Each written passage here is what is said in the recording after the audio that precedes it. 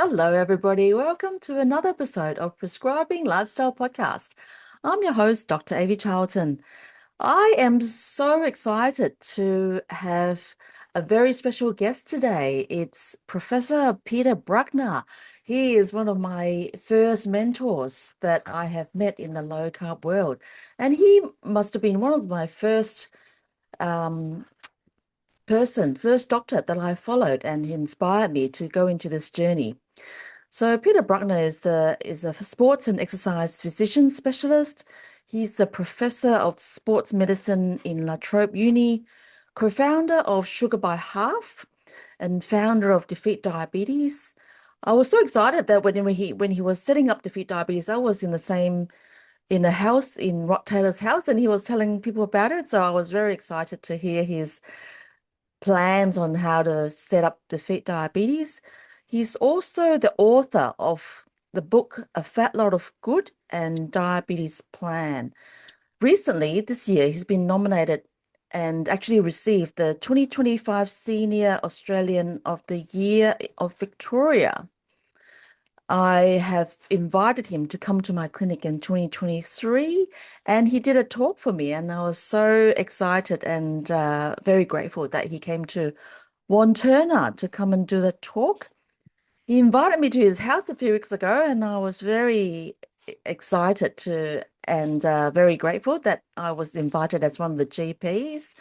And he agreed and written a foreword for my book, Prescribing Lifestyle. So it's such a big list of thank you, Peter. Thank you for coming on to my podcast. Oh, thank you, Avi, for inviting me. It's terrific, all the things that you're doing, and yeah, I really admire what you're doing. So keep it up. It's great. I admire what you are doing. So thank you for coming on. I think most of the listeners would know you because I think you're probably the grandfather of low carb world in Australia. But I would love you to just briefly tell us how you got into low carb from sports medicine into advocating low carb real food nutrition.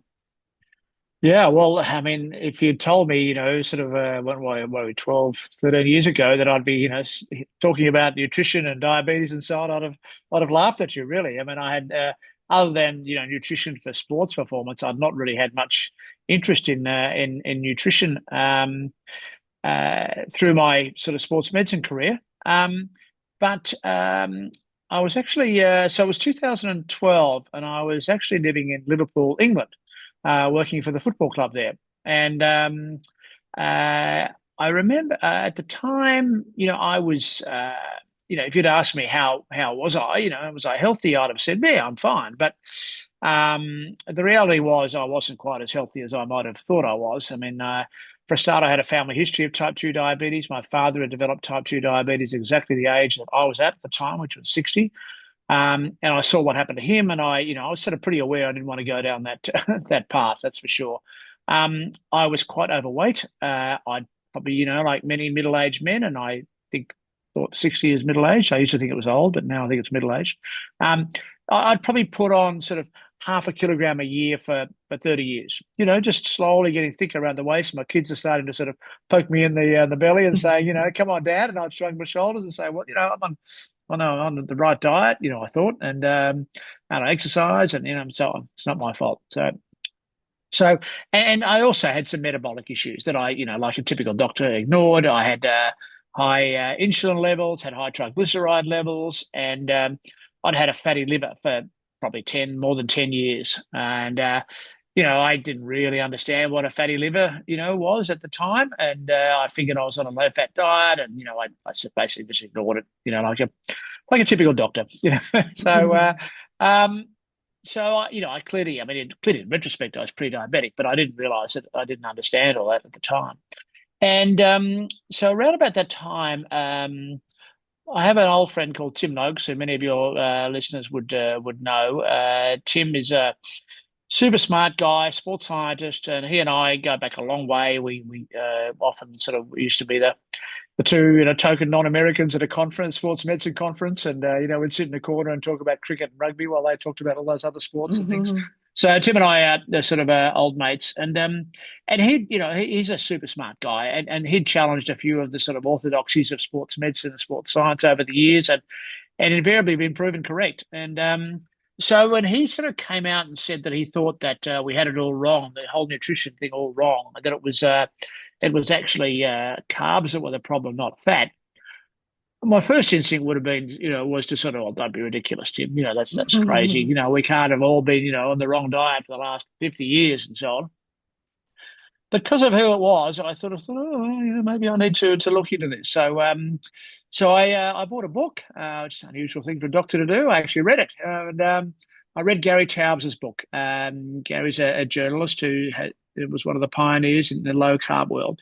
There's a book called Good Calories, Bad Calories, and this book just blew me away.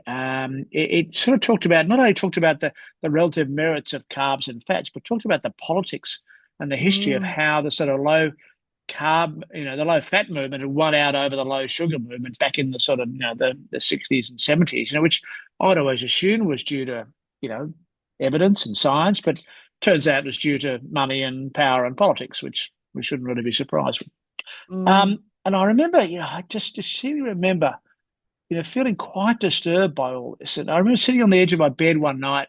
I just read another chapter and I was looking out over a lovely apartment in Liverpool, looking out over the Mersey River and looking out over there and thinking, feeling very disturbed that, I think we might have, got all this wrong.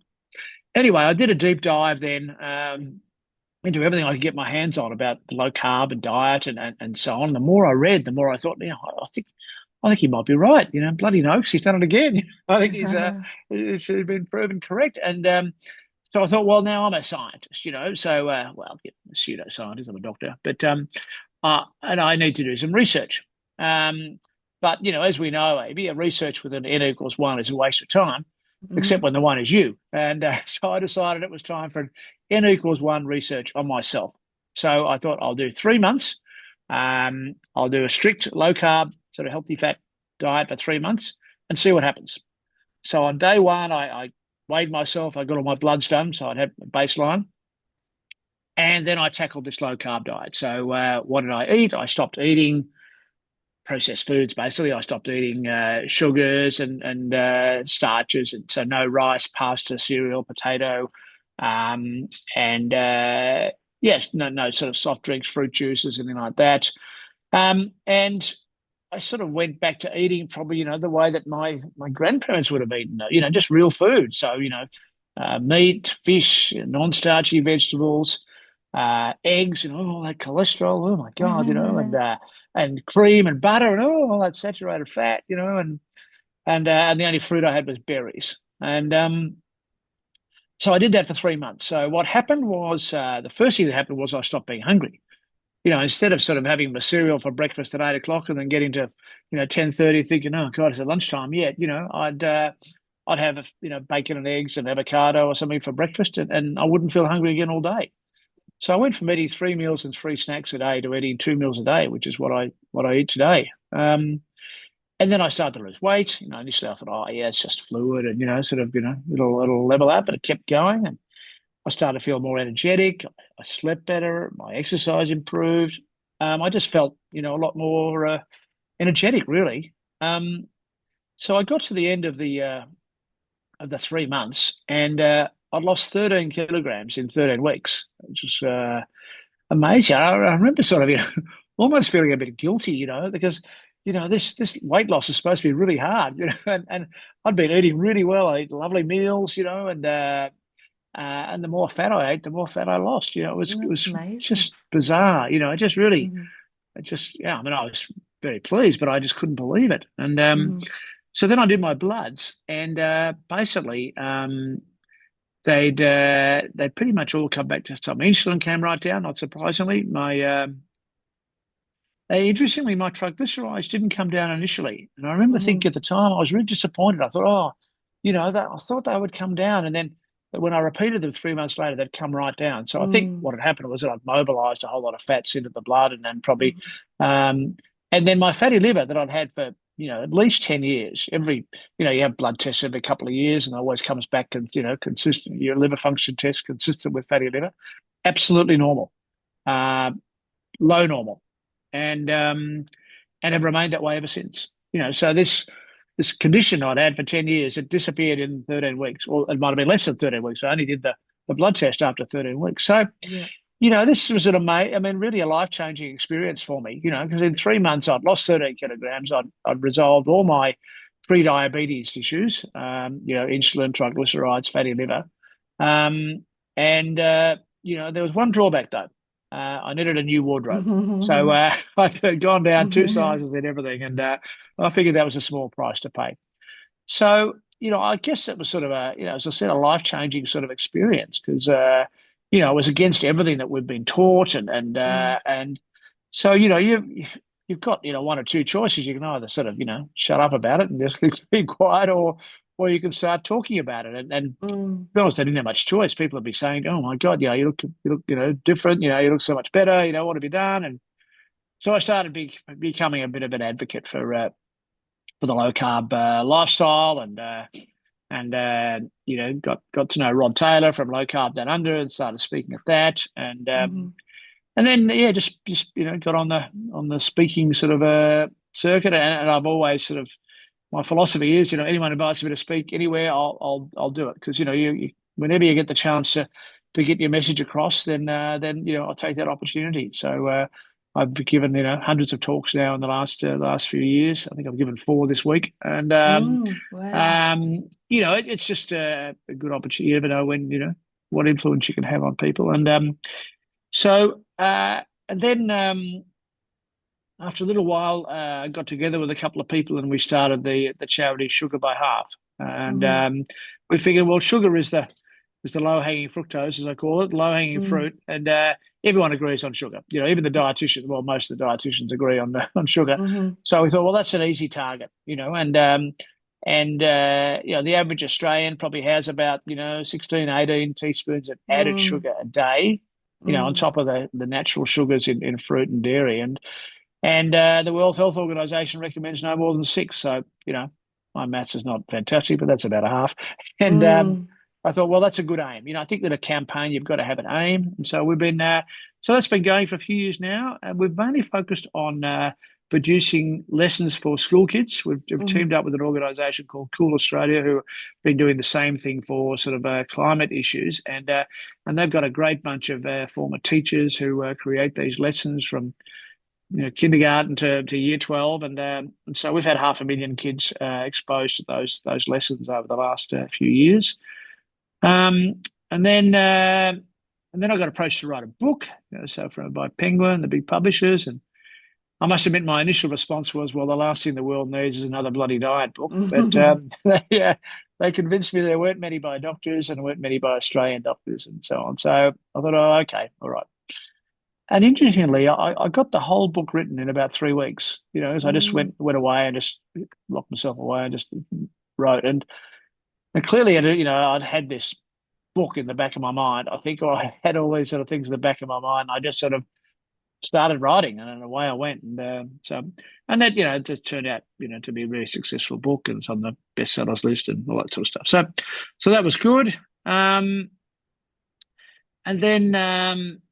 And then, yeah, I guess, the elephant in the room is always type 2 diabetes, because I just think it's an underappreciated, underfunded, researched condition that is just at the core of most of the serious illnesses that we have. I mean, it's just ignored. mm, And yet it's the most common risk factor for cardiovascular disease, much higher risk factor than cholesterol, and yet we're all obsessed about cholesterol. And nobody mm, talks about diabetes and the relationship with dementia and Alzheimer's and eye disease, and kidney disease, and amputations and so on. I mean, it's a major cause of all these things, and yet we totally ignore it.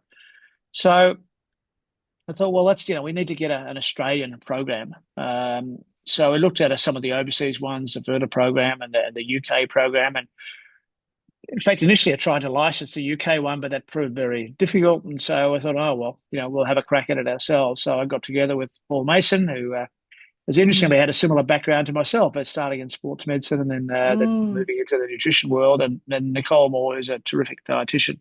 And between the three of us, we put together a program called Defeat Diabetes, which was initially an app and now both an app and a web-based program. It basically just gives people with type 2 diabetes or pre-diabetes or people who just, have a family history or concerned about it, just the information they need, both just explaining what type 2 diabetes is, but then also just giving them the practical weapons, if you like, to tackle it, whether it's food or shopping or eating out or takeaway food or all those sort of issues, just to try and be as practical as we can, and lots and lots of nice recipes, very few of which I created, but lots of other people have. And Mm-hmm.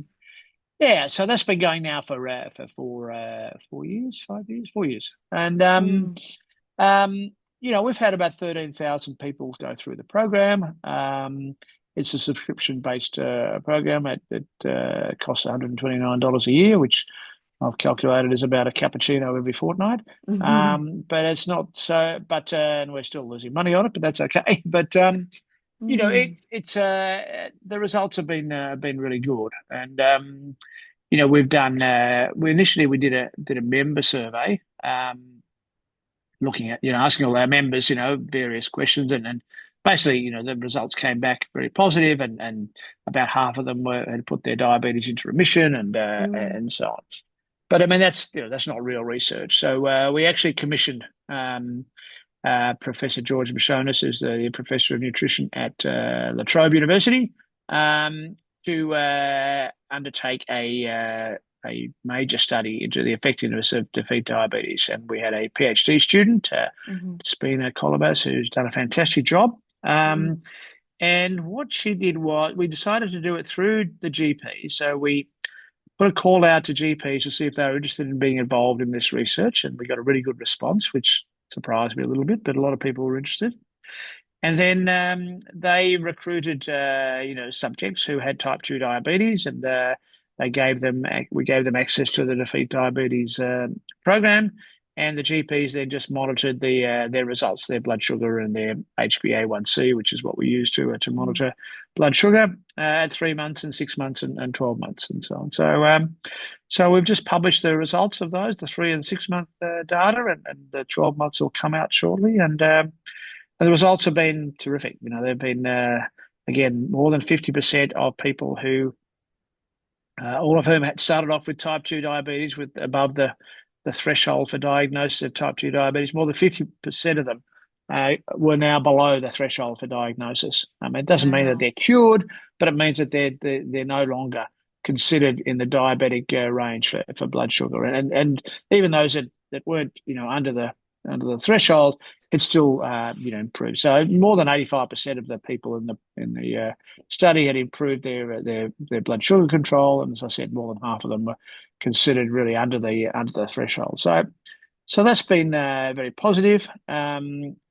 But yeah, look, as you know, Avi, I mean, it's very challenging to get the message out Mm. there, Yeah. because we there's restrictions on what you can say now, and social media, and at one stage Facebook wouldn't let us use the term defeat diabetes because they said, oh, you can't defeat diabetes. Well, yes, Dr. Facebook, thanks for that. And, I mean, it's become really challenging. Mm-hmm. So, when we get a, gradual increase in subscriptions, and then we get a bit of publicity, about the research or about, something or other on a news or on a newspaper, and then we get a flurry of subscriptions in, and then it sort of goes back into a sort of a trickle and so on. So it's Mm. been, it's been frustrating not being able to get the message out there. You feel as though, everyone with type 2 diabetes should be tackling something like this. I'm not saying it Yes. has to be our program, but they should be aware that there is another alternative to drugs and so on, and a very effective alternative. But it just seems that the media just want to know about drugs, and the public, would rather take inject themselves with some strange chemical than actually change their diet. So it's frustrating. But as I said, our results have been great. We think we've got a good product. We're trying to make a difference, but it's hard. Yeah, yeah, absolutely. I've been involved in the research as well, and I've recruited a few patients as a GP to the Mm. research. And Yeah, I've yeah. had Thanks for that. Despina on the podcast as well, and she was explaining how the Mm, positive result with reversing diabetes and improving HbA1c and all the other metabolic mm. markers. Yeah, she's done a terrific job. It's been she's outstanding, outstanding researcher. So she says she's going to take a break now, but I've got more jobs for her. So Oh, okay. That's great. We need more research. and we do. Yeah, I mean, well, the problem, you should be aware, is funding for research. Basically, Okay. most research is funded by pharmaceutical companies Yeah. and or government. And so obviously the pharmaceutical companies are not going to fund nutrition research, and the government's not going to fund it because it doesn't not in line with the Australian dietary guidelines, which we know are wrong. Hmm. And So it's really challenging to get to get funding for research, and it's also very difficult to do nutrition research. I mean, I think people always criticize the quality of nutrition research, but it's so hard to sort of unless you actually admit people to a hospital and you know exactly what you feed them and so on, because Yeah. you rely on people telling you what they're eating. It's very hard to you can't run really placebo, sort of Mm, blinded trials because people know what they're eating. You can't pretend that they're eating something that a steak with it when they're eating a mm. bowl of cereal. I mean, it's difficult research, but it's not to say we shouldn't keep at it and keep doing it. Yeah, it's very very challenging, and funding is a real issue. So if there's anyone out there who will spare a million or two who want to donate it to research, we'd be very happy to hear from them. Yeah, yeah. And you work very hard to advocate about low carb, and you got to Diabetes Australia into on board with low carb Yeah, eating. How was that? yeah, that was strange really because when I first started to feed diabetes, I thought, oh, I need to, I should go and talk to Diabetes Australia, and Mm, they're the peak body and so on, and so I had a meeting with the CEO at that time, and it's fair to say the meeting did not go that well. To be honest, he wasn't really very interested. He was an ex-pharmacist, and really didn't want to know about it. And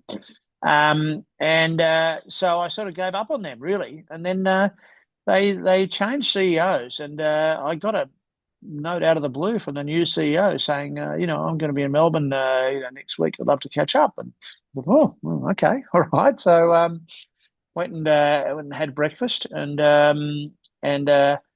this was Justine Kane, and she ordered bacon and eggs, and I thought, well, that was a good start. And mm, then sort of said, well, how can we help you? And once she picked me up off the floor, we sort of started talking about. And it was interesting. Well, one of the things that she did say was that the thing they get asked about most at Diabetes Australia is diet, and mm, they really didn't have anything to offer people. And so, look, it's eventually we came around to signing a partnership. Um, and while it's been a bit slow to get Diabetes Australia, I mean, because they've got so many stakeholders, Diabetes Australia. They've got mm. the doctors and the dietitians and the educators and so on, and you got to get them all on board. And some of them are, it's fair to say, not that supportive of the low carb approach and so on. So Mm.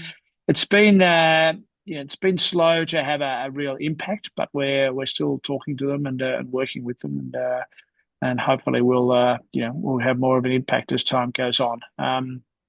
Yeah. I'm actually speaking at their conference this year. They have a big Australian Diabetes Congress. It's in Oh, August, great. and we're doing a seminar basically on low carb eating and type 2 diabetes with a couple of one of the local doctors and a diabetes educator from the Gold Coast and myself. And so yeah, I mean, the little wins. You've got to you've got to chalk up those little victories. And I was invited to visit the Baker Institute recently, and spoke to them about nutrition and so on. So Okay. slowly, very slowly, the medical profession is starting to get a little bit interested in nutrition. Yeah. The diabetes community, but again, they're so obsessed with all these new drugs and so on. Mm. The sad thing is that you can get just as good results with the low carb approach with type 2 diabetes as you can with these drugs, with a lot less side effects, a lot cheaper, and a lot Yeah. more sustainable in the long term. And Um, so it's frustrating that everyone just wants to stick a needle into themselves and do it that way, but with all the Mm, side effects that are associated with it. But anyway, we'll keep battling away. yeah, and you're working very hard to try and educate GPs on you've held a seminar in Sydney not that long ago, and there's an upcoming seminar in Hobart to educate GPs Yeah. on how to prescribe low carb. Yeah, look, I think we feel as though it's really important. I mean, as you know, you've been a general practice for a long time. Mm-hmm. General practice is tough. It's a very challenging role, and it's very hard to sort of keep up with with trends and with new Mm-hmm. ideas and so on. And unfortunately, a lot of the education that GPs gets comes from pharmaceutical companies because they got a lot more Yes. money and they send representatives to go and see GPs and they put on educational things Yep. and dinners and weekends away and all sorts of things like that. Yep. So it's very hard to sort of to counter that. But what we're trying to do is yeah, just give educate GPs into the low carb world, what we call therapeutic carbohydrate restriction. Mm-hmm.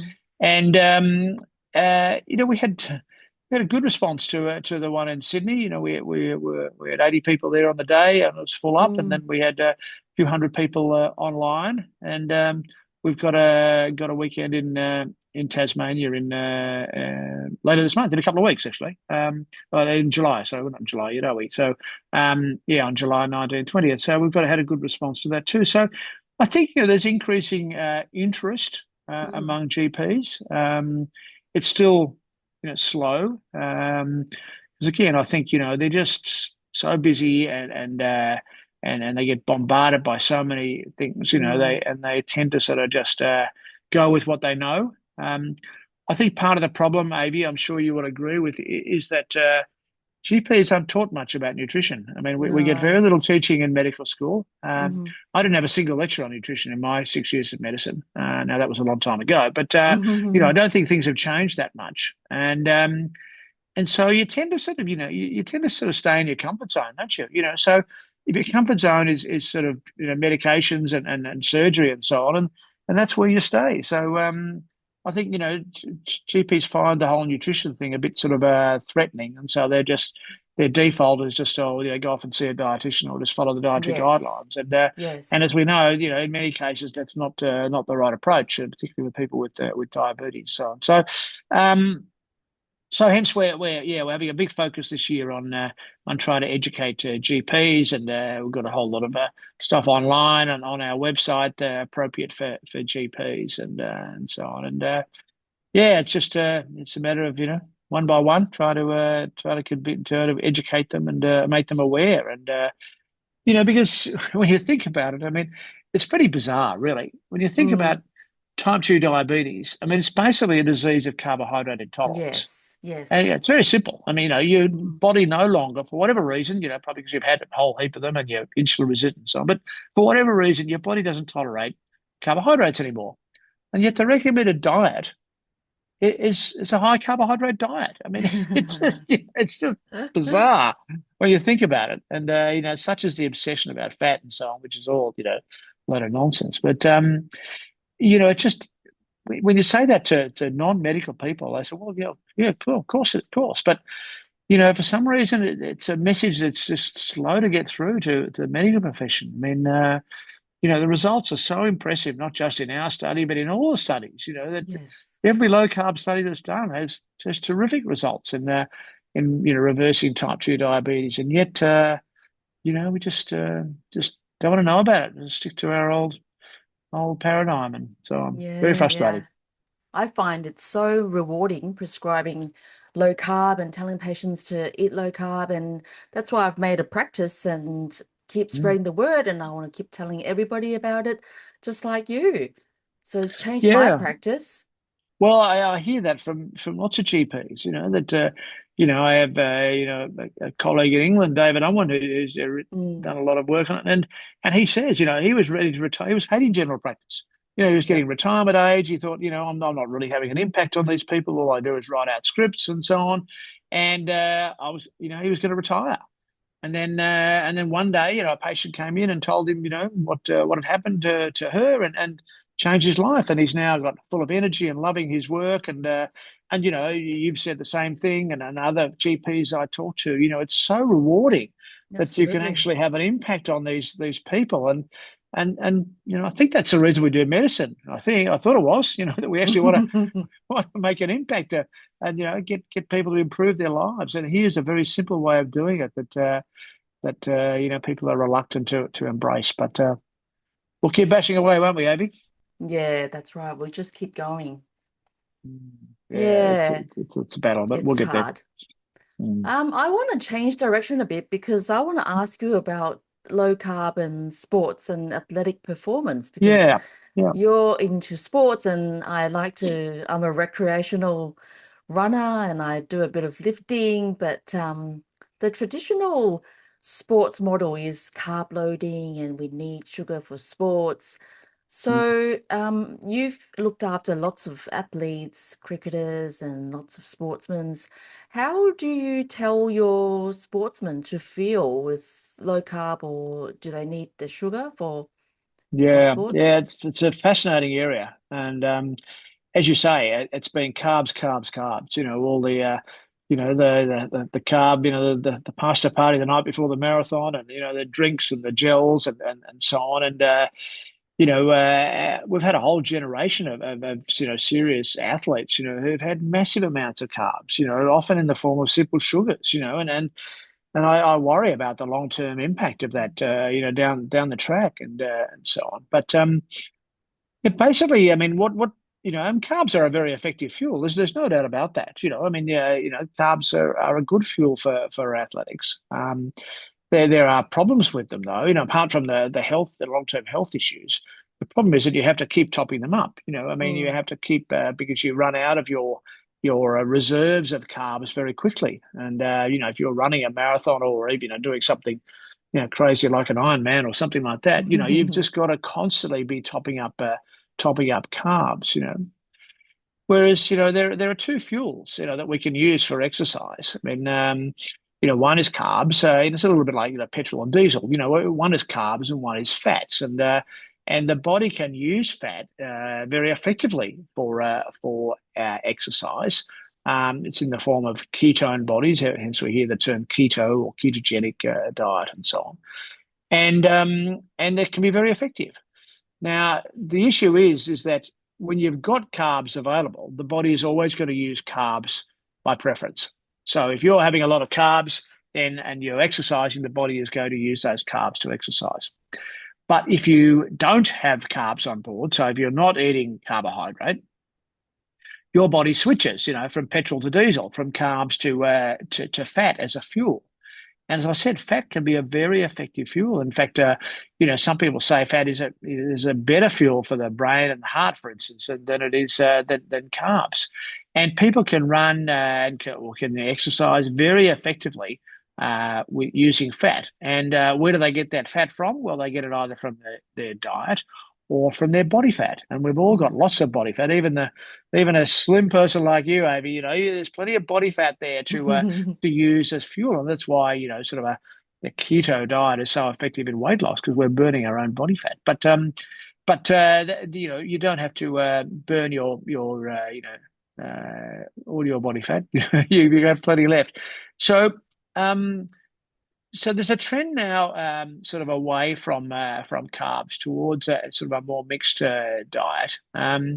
Certainly in the super endurance, the long distance sort of Ironman and 100 Ks and all these sort of crazy things that people do, and people are tending now to use fat as a fuel because Mm. as I said, you don't have to keep topping up your fuels. And I've had people do a 9 hour Ironman on nothing, on water. They don't Wow. need anything, any top ups and so on. So what's happening now is that there's quite a popular trend in team sports in particular for what we call is sort of a train low, compete high. So during the week, if they're playing every weekend, for instance, during the week they'll be pretty low carb and using using fats as their fuel. And then on match day, the night before or maybe before the game, during the game, they'll top up their carbs a little bit. Um, So certainly right back to Tim Noakes, who we started with. I mean, Tim, is obviously a eminent sports scientist, and he's shown in some recent research that you don't need many carbs. You only need enough carbs to stop your blood sugar dropping. And he was suggesting you only need, like, 10 grams of carbs, an hour or something like that while you're exercising, just to keep your blood sugars from dropping. And the rest of it you can use your fat as fuel. So I think certainly for all but the absolute elite athlete, um, using fat as a fuel is absolutely fine, and Mm. you won't have any performance decrement. And I mean, yourself, you've run marathons and park runs all the time and so on, and fueling using fat as your fuel, and it's been very effective. Yeah, yeah. Do you find the athletes are quite open to trying low carb? Well, that's some are, some aren't. It's old habits die hard, and it's so ingrained in athletes that carbs are the essential fuel that it can be quite challenging. And I look, to be honest, when I've worked with teams, I haven't pushed it hard, I mean, Okay. but normally if people come to me and ask, then because they're curious. I mean, athletes are very curious about anything Yeah. that can help their performance and so on. Mm. So that's why a number of them, have changed their diet, on teams that I've been in, just because, yeah, we get talking and they get curious and they start trying things and it works. So yeah, look, I still think there's a pretty strong emphasis on carbs among athletes, but it's slowly, again, it's a little bit like the rest of the population, it's slowly Mm. changing, and it's certainly been led by these sort of ultra endurance athletes. The Ironman and things like that they definitely seem to do better on using fat as a fuel, and a number of them have been quite vocal about that and so on. So Mm. yeah, it's a fascinating area, and it just shows that things that we've just assumed for years, unnecessarily the case. You can't just assume because we've been doing something for a long time that it's actually got any science behind it.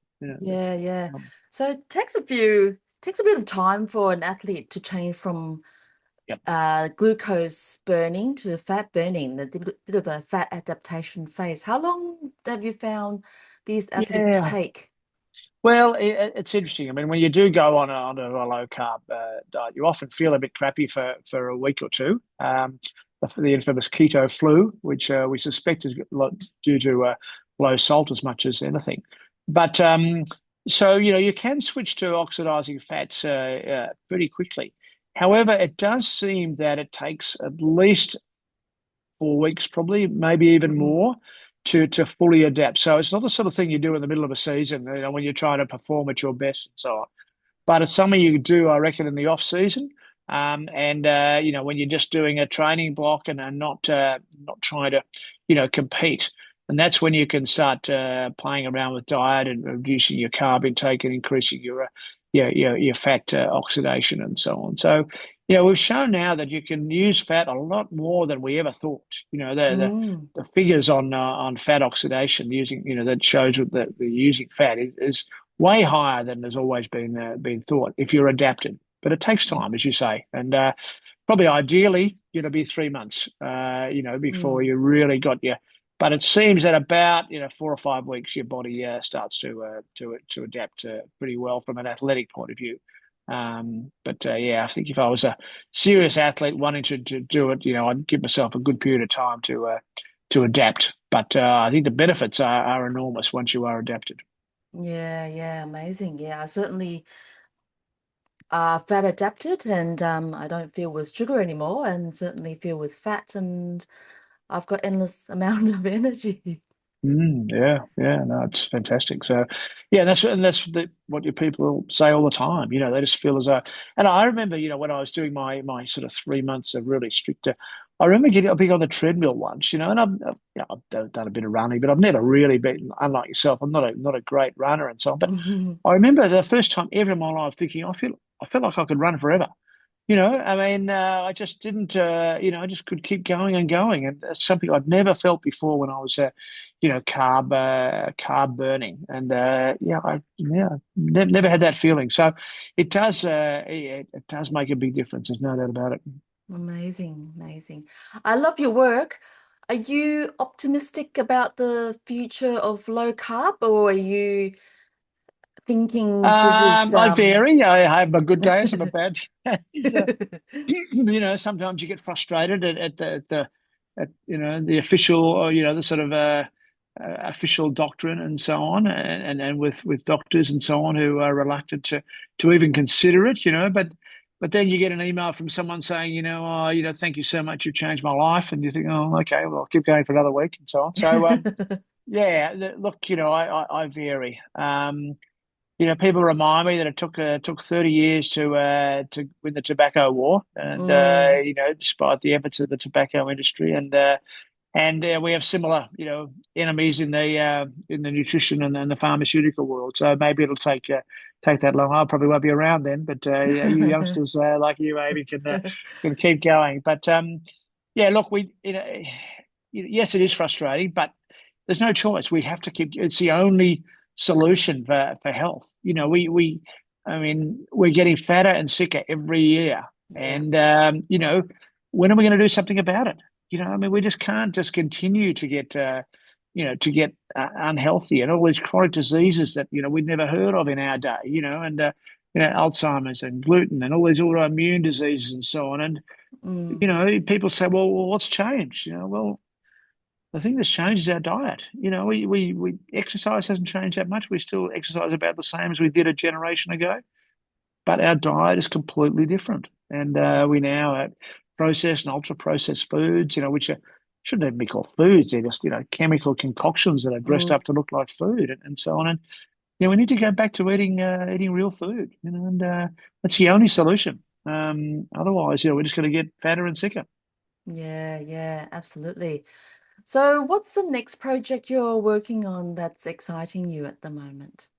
Mm. Well, basically, what we're trying to do is talk to, as well as obviously talking to individuals, but talking to private health insurers, to networks of GPs, and ultimately to government to get support. And we're doing some economic sort of modelling at the moment, looking at the finances of if we were to get everyone onto a program like Defeat Diabetes, how much Mm, money that would save the government in the short, medium, and long term, and so on. And because mm, ultimately that's what governments are interested in. And mm, so, yeah, we have a sort of medium to long term plan to try and impact those different organisations and get their support for a program such as ours that reduces carbohydrate